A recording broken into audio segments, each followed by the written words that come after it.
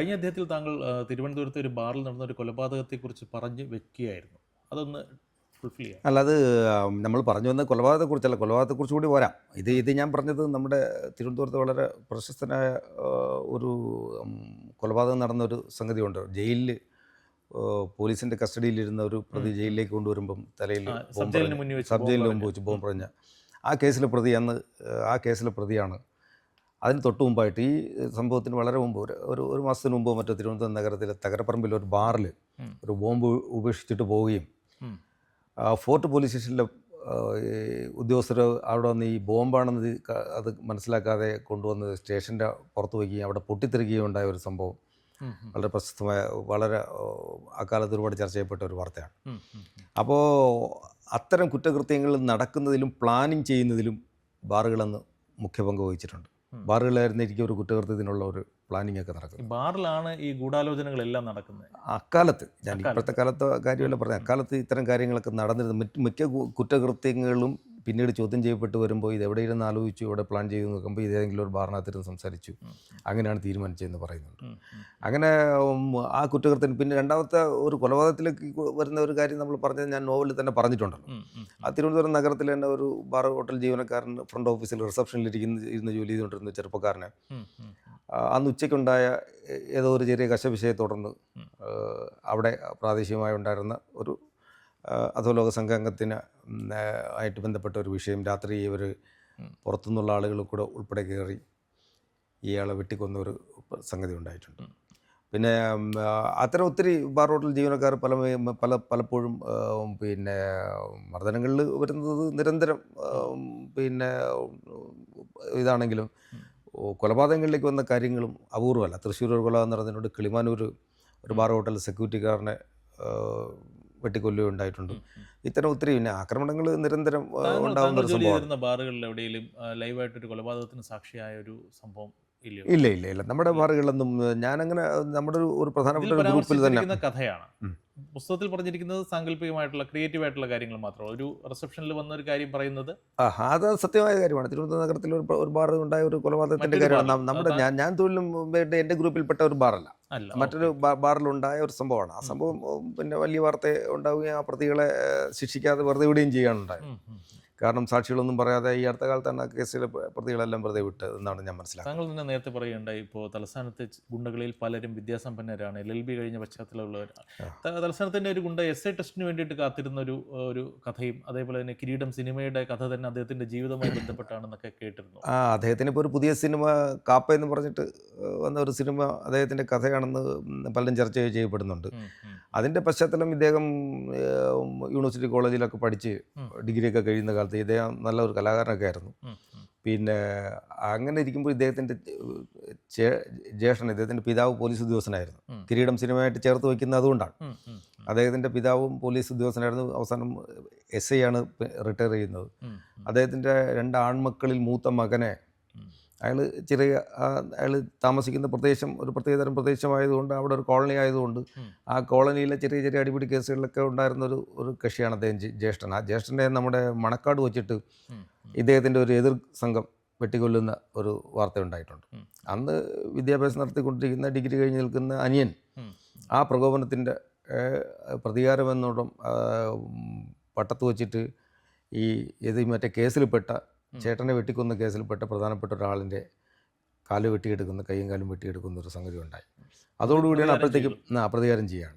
അതോടുകൂടിയാണ് അദ്ദേഹം അധോലോകത്തിലേക്ക് വരുന്നത്. അപ്പോഴത്തേക്കാണ് SI selection. അദ്ദേഹം പല തൊഴിലിലും കിട്ടാൻ സാധ്യത ഉണ്ടായിരുന്ന ഒരാളാണ്. പക്ഷേ പോകുന്നത് അതിനെ ആയിരിക്കണം കിരീടമായി ചേർത്ത് വെച്ച് പറയുന്നത്. അച്ഛൻ പോലീസിലായതുകൊണ്ടും മകൻ ഇങ്ങനെ ആയതുകൊണ്ടും SI സെലക്ഷൻ ആഗ്രഹിച്ചിരുന്ന ഒരാളെന്നുള്ള നിലയ്ക്ക് അതാണ് അയാൾ നമ്മളായിട്ട് അത്യാവശ്യം ഊഷ്മള സൗഹൃദം ഉണ്ടായിരുന്ന ഒരാളാണ്. ഇപ്പോഴും അങ്ങനെ തുടരുന്ന അദ്ദേഹം, നമ്മൾ ഈ തുടക്കത്തിൽ പറഞ്ഞ പോലെ അദ്ദേഹം കലാകാരനായിരുന്നു എന്ന് പറഞ്ഞതുപോലെ തന്നെ ഇപ്പം അദ്ദേഹം കലാരംഗത്തേക്ക് സിനിമയിലും ഒക്കെ സജീവമായി അഭിനയിക്കുകയൊക്കെ ചെയ്ത് നിൽക്കുകയാണ്.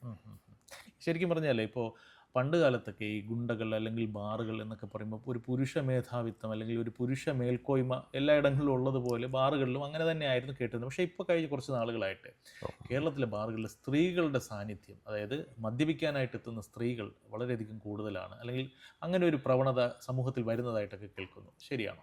അല്ല, കുറഞ്ഞ പക്ഷം ഈ ബാറുകളിലൊന്നും സ്ത്രീ വിവേചനം അല്ലെങ്കിൽ അത്തരത്തിലേക്ക് ഒരു ലിംഗ പരിഗണന അല്ലെങ്കിൽ അത്തരം എന്തെങ്കിലും ഒരു പിന്നെ നിയന്ത്രണം ഒന്നും ഇല്ലാത്തൊരു കാലത്തിലേക്ക് മാറിയിട്ട് വളരെ കാലമായി. ഇതൊക്കെ വളരെ മുമ്പ് തന്നെ ഞാൻ നേരത്തെ സൂചിപ്പിച്ച പോലെ മറ്റ് മെട്രോപൊളിറ്റൻ നഗരങ്ങളിൽ ബാംഗ്ലൂരായാലും ബോംബെയിലായാലും പിന്നെ മറ്റ് സ്ഥലങ്ങളിലൊക്കെ ഉണ്ടെങ്കിൽ പോലും കേരളത്തിൽ ഇത് വ്യാപകമായി തുടങ്ങിയത് നമ്മുടെ IT ഹബ്ബുകളുടെ ഒരു സ്ഥലമായി മാറുന്നതോട് ആദ്യം കൊച്ചിയിലൊക്കെയാണ്, അത് കഴിഞ്ഞ് തിരുവനന്തപുരം ഇപ്പോൾ അതുമായി ബന്ധപ്പെട്ട് നിൽക്കുകയാണ്. അപ്പോൾ ഇത്തരം നഗരങ്ങളിലൊക്കെ കൂടുതലായി ജോലി ചെയ്ത് തൊഴിലെടുക്കുന്ന സ്ത്രീകൾ ഏറെ കൂറും ഞാൻ പറഞ്ഞ പോലെ മെട്രോപൊളിറ്റൻ സിറ്റികളുടെ പശ്ചാത്തലത്തിൽ നിന്ന് ഇവിടെ വന്ന് താമസിക്കുന്ന ആളുകളാവും. ആദ്യകാലങ്ങളിൽ അവരായിരുന്നുവെങ്കിൽ ഇപ്പോൾ അങ്ങനെയല്ല. ഇപ്പം അങ്ങനെ അക്കാര്യത്തിലും പിന്നെ പരിമിതികളൊന്നുമില്ല. നമ്മുടെ കേരളത്തിൽ നിന്നുള്ള മലയാളി പെൺകുട്ടികൾ ഇതൊരു വലിയ കുറ്റകൃത്യമായോ അല്ലെങ്കിൽ എന്തെങ്കിലും മോശപ്പെട്ട ഒരു കാര്യമായോ പുതിയ തലമുറ കാണുന്നേയില്ല. പഴയ തലമുറയിലുള്ള ആൾക്കാർ ഒരു സദാചാരവാദമൊക്കെ ഒന്നുമില്ല. ഇപ്പോൾ സ്ത്രീ സൗഹൃദ കേന്ദ്രങ്ങളായി മാറുകയാണ് ബാറുകൾ എല്ലാം. അങ്ങനെ നിയന്ത്രണങ്ങളൊന്നും ഒരു നിയന്ത്രണങ്ങളും. ഈ ഫിലിം ഫെസ്റ്റിവലിന്റെ കേന്ദ്രമാണല്ലോ തലസ്ഥാനം. ഈ ഫിലിം ഫെസ്റ്റിവലും തലസ്ഥാനത്തെ മദ്യശാലകളും തമ്മിൽ അഭേദ്യമായ ഒരു ബന്ധമുള്ളതായിട്ട് കേട്ടിട്ടുണ്ട്. താങ്കളുടെ നിരീക്ഷണം? അല്ല, ഈ ഫിലിം ഫെസ്റ്റിവൽ വരുന്ന കാലത്താണ് തിരുവനന്തപുരം നഗരത്തിലെ എല്ലാ ബിസിനസ്സുകൾക്കും അവർക്ക് ഒരു ഉണർവ് എന്നല്ല അതിനെ പറയുന്നത്. നമ്മൾ ചാകര എന്ന് പറയുന്ന കടപ്പുറത്തെ ഭാഷയിൽ ചാകര എന്ന് പറയുന്ന പോലെ തിരുവനന്തപുരം നഗരത്തിലെ മദ്യഷാപ്പുകളുടെ ഏറ്റവും പ്രധാനപ്പെട്ട ചാകര എന്ന് പറയുന്നത് ഈ ഫെസ്റ്റിവൽ സമയമാണ്. ഇതിൽ ഏറെ കൂറും കൂടുതൽ പേരും ഇതൊരു ആസ്വാദന നിലയ്ക്ക് സിനിമ കാണാൻ ഞാൻ നമ്മുടെ അതിനകത്ത് സിനിമ എന്നൊരു അധ്യായത്തിൽ തിരുവനന്തപുരം നഗരത്തിലെ സിനിമ നമ്മുടെ ഫിലിം ഫെസ്റ്റിവലുടെ പശ്ചാത്തലത്തിലാണ് സിനിമ എഴുതിയിരിക്കുന്നത്. അത് നമുക്ക് പറയാൻ പറ്റുന്നതും പറയാൻ പറ്റാത്തതുമായ ഒരുപാട് സംഗതികൾക്ക് നമ്മൾ സാക്ഷ്യം വഹിച്ചിട്ടുള്ളൊരു സംഗതിയാണ് ഓരോ ഫിലിം ഫെസ്റ്റിവൽ കാലവും. അതുകൊണ്ട് പിന്നെ സജീവമായി ബാറുകളുടെ പരിസരം നിൽക്കുന്ന ഒരു സമയം ഫിലിം ഫെസ്റ്റിവൽ സമയമാണ്. അത് സംശയമില്ലാത്ത. ഈ ബാറുകളെ കുറിച്ച് അല്ലെങ്കിൽ തലസ്ഥാനത്തെ ബാറുകളെ കുറിച്ച് പറയുമ്പോൾ ഒരു പേര് നമുക്ക് ഒരിക്കലും മറക്കാനാവില്ല, കവി അയ്യപ്പൻ. അദ്ദേഹമായിട്ട് താങ്കൾക്ക് നല്ലൊരു സൗഹൃദം ഉണ്ടായിരുന്നതായിട്ടാണ് വായനയിൽ നിന്നും അല്ലാതെയും മനസ്സിലാക്കുന്നത്. അതേക്കുറിച്ചൊന്ന് പറയാം. തീർച്ചയായും അയ്യപ്പനോട് സൗഹൃദം ഉണ്ടായിരുന്നു എന്ന് പിന്നീട് അയ്യപ്പൻ്റെ മരണശേഷം ഈ അവകാശപ്പെടുന്ന പല ആളുകൾക്കും സത്യത്തിൽ അയ്യപ്പനുമായിട്ട് അങ്ങനെ അടുത്ത ബന്ധമൊന്നും ഉണ്ടായിരുന്നില്ല. പലരും ഞാൻ ആ അധ്യായത്തിൽ ഗ്രീഷ്മമേ സഖി എന്ന് പറയുന്ന നമ്മുടെ ബാർമാനിലെ ഒരു അധ്യായത്തിൽ ഞാൻ അയ്യപ്പൻ്റെ മരണദിവസം പറയുമ്പോൾ പല ആളുകളും വന്ന് നിന്ന് പിന്നെ ബീജരിയാളിൻ്റെ അവിടെ അയ്യപ്പൻ്റെ പിന്നെ ശവശരീരം അവിടെ പ്രദർശിപ്പിക്കുമ്പോൾ ചുറ്റുവട്ടത്ത് നിന്ന് അലമുറയിട്ട് കരഞ്ഞുകൊണ്ടിരുന്ന പല ആളുകൾക്കും അയ്യപ്പനുമായിട്ട് അങ്ങനെ കൃത്യമായി ബന്ധമൊന്നും ഉണ്ടായിരുന്നില്ല. അയ്യപ്പനെ സംബന്ധിച്ചോളം അയ്യപ്പണ്ണൻ ബുദ്ധിമാനായ ഒരു മനുഷ്യൻ എന്നാണ് ഞാൻ മനസ്സിലാക്കിയിരിക്കുന്നത്. വളരെ വളരെ ബുദ്ധിമാനായി ജീവിക്കുന്ന, കയ്യിലുള്ള പൈസ പിന്നെ വളരെ ഭദ്രമായി അദ്ദേഹത്തിൻ്റെ ഷർട്ടിൻ്റെ ഈ കൈ മടക്കിൽ ചുരുട്ടി വച്ചിട്ട് മറ്റുള്ളവരുടെ കയ്യിൽ നിന്ന് പരമാവധി അന്നത്തെ ആ ദിവസത്തെ ജീവിതത്തിന് വേണ്ടിയിട്ടുള്ള പിന്നെ സമ്പാദ്യം ഉണ്ടാക്കുന്നതിൽ അയ്യപ്പണ്ണൻ ബിരുദനായിരുന്നു. അയ്യപ്പണ്ണൻ്റെ ഈ പല കാര്യങ്ങളും പ്രകടനപരതയാണ് അയ്യപ്പൻ്റെ ഏറ്റവും പ്രധാനപ്പെട്ട സംഗതി. യഥാർത്ഥത്തിലുള്ള അയ്യപ്പണ്ണ ഇതായിരുന്നില്ല. ഇതിനു മുമ്പ് ഞാൻ കോളേജ് പഠിക്കുന്ന കാലത്ത് അയ്യപ്പണ്ണെ പരിചയപ്പെട്ടിട്ടുണ്ട്. അദ്ദേഹം അന്ന് അക്ഷരം എന്ന് പറഞ്ഞൊരു മാഗസിൻ, അക്ഷരം അയ്യപ്പൻ എന്നാണ് അയ്യപ്പണ്ണെ അറിയപ്പെട്ടിരുന്നത്. ഒരു മാഗസിനിൽ സബ് എഡിറ്ററോ മറ്റോ ആയിട്ട് ജോലി ചെയ്യുന്നൊരു കാലത്ത് എനിക്ക് അയ്യപ്പണ്ണെ ഞാൻ കണ്ടിട്ടുണ്ട്. അന്ന് കവിയരങ്ങുകളിലൊക്കെ പങ്കെടുക്കുകയും ഒന്നാം തരം വളരെ ഡിസിപ്ലിൻഡായിട്ട് ജീവിക്കുകയും വളരെ തേച്ച് വടിവത്ത ഷർട്ടും മുണ്ടും മാത്രം ധരിച്ച് കിടക്കുന്ന ഒരു അയ്യപ്പണ്ണൻ രൂപം എനിക്ക് നന്നായിട്ട് ഓർമ്മയുണ്ട്. അതിനുശേഷം അയ്യപ്പണ്ണൻ സ്വയം ഇങ്ങനെ മാറുകയും പിന്നെ എനിക്കൊന്ന് ജോൺ അബ്രഹാമിൻ്റെ സഹവാസം അങ്ങനെ തുടങ്ങി കുറച്ച് മാറി ആലുവയിലേക്ക് പോയി, അവിടെ കവി സെബാസ്റ്റ്യൻ അങ്ങനെ തുടങ്ങി കുറേ ആളുകൾ, പിന്നെ അവിടെ നിന്ന് മലബാറിലേക്ക് പോയിട്ട് അവിടെ സത്യനെ ഉൾപ്പെടെയുള്ള അത് പിന്നീട് അയ്യപ്പൻ്റെ ജീവിതം അറിയുന്നവർക്കൊക്കെ അറിയാം. അവിടെ സത്യനായിട്ട് ബന്ധപ്പെട്ട ചില കാര്യങ്ങളും ആ ചർച്ചയൊക്കെ എപ്പോഴും വരുന്നതാണല്ലോ. ജന്യായിട്ടുള്ള ആ ഒരു സംഗതിയൊക്കെ പറയുന്ന ഒരു കാലം. പിന്നെ അയ്യപ്പണ്ണൻ കുറച്ച് അങ്ങോട്ടേക്ക് പോയി. അയ്യപ്പണ്ണ ഒരു എല്ലാ കാലത്തും സഞ്ചാരിയായി ഇങ്ങനെ പോവുകയാണല്ലോ. അങ്ങനെ പോയി വരുന്ന ഒരു കാലത്ത് ഞാനിത് പറഞ്ഞല്ലോ, യഥാർത്ഥത്തിൽ അയ്യപ്പൻ്റെ പ്രതിഭ എന്ന് പറഞ്ഞു കഴിഞ്ഞാൽ ഇങ്ങനെ ജീവിക്കാനും കൂടി ശ്രമിച്ചില്ലായിരുന്നെങ്കിൽ മലയാളത്തിൽ ഒരുപക്ഷെ അയ്യപ്പണ്ണൻ ആ തരത്തിൽ കവി എന്നുള്ള നിലയ്ക്ക് ഇപ്പോഴും അതെ തീർച്ചയായിട്ടും അയ്യപ്പണ്ണൻ എത്തിയില്ല. അയ്യപ്പണ്ണൻ എത്താത്തതിൻ്റെ ഒരു പ്രധാനപ്പെട്ട കാരണം അയ്യപ്പണ്ണൻ ഇതിന് രണ്ടാം കവിതയ്ക്ക് അവസാന സമയങ്ങളിൽ വരുമ്പോഴത്തേക്ക് അതിന് രണ്ടാമത്തെയോ മൂന്നാമത്തെയോ മാത്രം പ്രാധാന്യം നൽകുന്ന ഒരു സംഗതിയാണ്. അയ്യപ്പണ്ണൻ ഈ ജീവിക്കുന്ന ഒരു കാര്യത്തിൽ ആത്മാനുരാഗിയായ ഒരു മനുഷ്യനെന്ന് ഞാൻ പലപ്പോഴും തമാശയ്ക്ക് അയ്യപ്പൻ്റെ നേരിട്ട് പറയുകയും ചെയ്യുമായിരുന്നു. അയ്യപ്പണ്ണൻ വളരെ അത്തരത്തിൽ അയ്യപ്പണ്ണോട് അങ്ങനെ ഞാൻ പറഞ്ഞ പോലെ ഒരു ഊഷ്മള സൗഹൃദത്തിനൊന്നും ഒരാളിനും സാധ്യത. അയ്യപ്പണ്ണൻ അങ്ങനെ ആരോടും വലിയ കടപ്പാടോ സ്നേഹമോ ബന്ധമോ ഒന്നും പറയുമെങ്കിലും അങ്ങനെയൊന്നും ഉണ്ടായിരുന്നില്ല.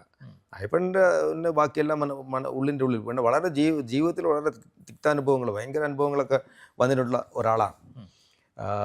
കുടുംബ പശ്ചാത്തലവും പിന്നെ ആ കുടുംബജീവിതവും പിന്നെ ആ തരത്തിൽ വരുന്ന അങ്ങനെ വളരെ ഒരു മോശപ്പെട്ട ജീവിതത്തിൽ നിന്ന് മാറി വന്ന ഒരു സ്വാഭാവികമായ പരിണാമമാണ് അയ്യപ്പൻ്റെ ആ മരണവും ജീവിതവും. ഈ ബാറുകളിലെ സൗഹൃദത്തെക്കുറിച്ച് പറയുമ്പോൾ തലസ്ഥാനം ഫിലിം ഫെസ്റ്റിവൽ അതോടൊപ്പം തന്നെയുള്ള കാര്യങ്ങളൊക്കെ ചേർത്ത് വെച്ച് വായിക്കുമ്പോൾ ഈ സിനിമാക്കാരുടെ ഒരു കേന്ദ്രം കൂടിയാണ് തലസ്ഥാനത്തെ ബാറുകൾ കിട്ടുന്നത്. അത്തരത്തിലുള്ള സൗഹൃദങ്ങളെക്കുറിച്ചൊക്കെ സൗഹൃദങ്ങൾ ഒത്തിരി ആളുകൾ സിനിമാക്കാരെല്ലാം ഒരു തിരുവനന്തപുരത്ത് തന്നെ ഒരു പ്രധാനപ്പെട്ട ബാറ് ഈ ഇപ്പോൾ അവിടെ ബാർ ഹോട്ടൽ നിലവിലില്ല. തൈക്കാടുള്ള അമൃത എന്ന് പറഞ്ഞിട്ടൊരു ഹോട്ടലിൽ അവർ ഫിലിം ഈ ആളുകളെല്ലാം കൂടി ചേർന്ന് അമൃത ഒരു ഫ്രണ്ട്സ് ക്ലബ്ബ് തന്നെ ഉണ്ടായിരുന്നു. അതിൽ ഏറ്റവും കൂടുതൽ ഉണ്ടായിരുന്ന സിനിമാക്കാർ തന്നെയാണ്. അതിൽ നഗരത്തിൽ ആരും പേരെടുത്ത് പറയാൻ ആഗ്രഹിക്കും. നഗരത്തിൽ ഒരുപാട് പേര് പ്രേം നസീർ താമസിക്കുന്നത് പോലും അവിടെയാണല്ലോ. സ്ഥിരമായ അമൃതയിലാണ് പ്രേം നസീർ താമസിക്കുന്നത്. അപ്പം നസീർ സാറിനെ പോലെ ഒരാൾ അവിടെയാണ് താമസിക്കുന്നത്. അവിടെ ഒരു ക്ലബിനകത്ത് മെമ്പറായിരുന്ന ഞാൻ പറഞ്ഞ ഈ ഫ്രണ്ട്സ് ക്ലബിനകത്ത് മെമ്പറായിരുന്ന ആളുകൾ മുഴുവൻ ഏറ്റവും കൂടുതൽ ആളുകളും സിനിമാക്കാരായിരുന്നു. അതിൽ പ്രധാനപ്പെട്ട ഒരുപാട് സിനിമക്കാർ അവിടെ തന്നെ ഉണ്ടായിരുന്നു. ഇനി വീണ്ടും നമുക്ക് കുറച്ച് പുറകിലോട്ട് പോയി കഴിഞ്ഞാൽ ഈ ഗുണ്ടകളുടെ കാര്യം നമ്മൾ നേരത്തെ പറഞ്ഞു വെച്ചു. നമ്മൾ പറയാതെ പോയ ഒരു കാറ്റഗറിയാണ് ഈ പോലീസുകാർ. ഈ പോലീസുകാരും ബാറും തമ്മിൽ അല്ലെങ്കിൽ ബാറുകളും തമ്മിൽ വളരെ അഭേദ്യമായൊരു ബന്ധമുണ്ട്, ഒരു കൊടുക്കൽ വാങ്ങൽ ബന്ധമുണ്ടെന്നൊക്കെ പറയുന്നു, കേൾക്കുന്നു.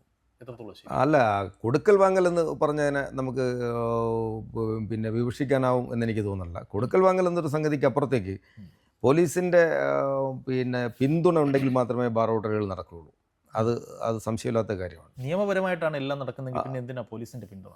അല്ല, നിയമപരമായിട്ട് നടക്കുമ്പോഴത്തേക്ക് വരുന്ന ആളുകൾക്ക് ലാൻഡ് ഓർഡർ സിറ്റുവേഷൻ ഉണ്ടാകുന്നത് ഏറ്റവും കൂടുതൽ ബാറുകളിലേക്ക് വരുമ്പോഴത്തേക്ക് അവർക്ക് നിയമം കയ്യിലെടുക്കാൻ ബാറിലുള്ളവർക്ക് കഴിയാത്തടത്തോളം പോലീസിനെ ആശ്രയിക്കേണ്ടി വരുന്ന ഒരു പ്രധാനപ്പെട്ട ഒരു കാര്യമാണ്. മനസ്സിലായി.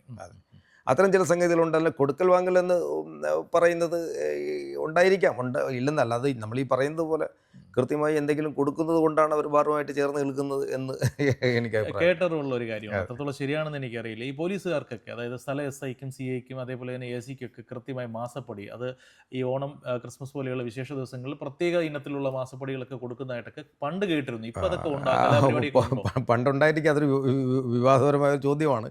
ആ പണ്ടെങ്ങനെ ഉണ്ടായിരുന്നിരിക്കുക. അങ്ങനെ ഒരുപാട് മാസപ്പടി ഡയറികൾ പല അബ്കാരികളുടെ കയ്യിൽ നിന്നും പിന്നീട് കണ്ടെടുത്തിട്ടുള്ള നമ്മൾ കണ്ടിട്ടുണ്ടാണല്ലോ. ഈ ശരിക്കും ഈ ഒരു പോലീസ് ഉദ്യോഗസ്ഥനുമായിട്ട്, അദ്ദേഹം ഇപ്പോൾ റിട്ടയർഡ് ഓഫീസറാണ്, അദ്ദേഹമായിട്ട് സംസാരിച്ചപ്പോൾ പറഞ്ഞൊരു കാര്യം, സർവീസിന്റെ അവസാന കാലഘട്ടത്തിലൊക്കെ വലിയ ബുദ്ധിമുട്ടായിരുന്നു. ഈ ബാറുകളൊക്കെ അടച്ചുപൂട്ടിയതോടുകൂടി പഞ്ചായത്ത് സർക്കാരിന്റെ കാലത്ത് ബാറുകൾ ഗുണനിലവാരമില്ല എന്ന് പറഞ്ഞ് പൂട്ടിയതോടുകൂടി നമ്മുടെ വയറ്റത്താണ് അടിച്ചെന്നൊരു പോലീസ് ഉദ്യോഗസ്ഥൻ പറയുന്നുണ്ടായിരുന്നു. അങ്ങനെയുള്ള അനുഭവങ്ങളൊക്കെ ഉണ്ടോ?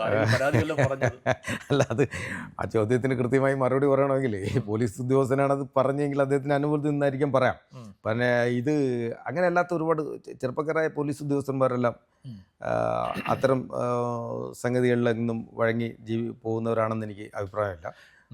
പക്ഷെ ഉണ്ടായിരുന്നിരിക്കാം. ഈ ഒരു പഴയൊരു പോലീസ് ഉദ്യോഗസ്ഥൻ, അദ്ദേഹം ഈ പറയുന്ന റിട്ടയർഡായ മറ്റൊരു ഉദ്യോഗസ്ഥനാണ്.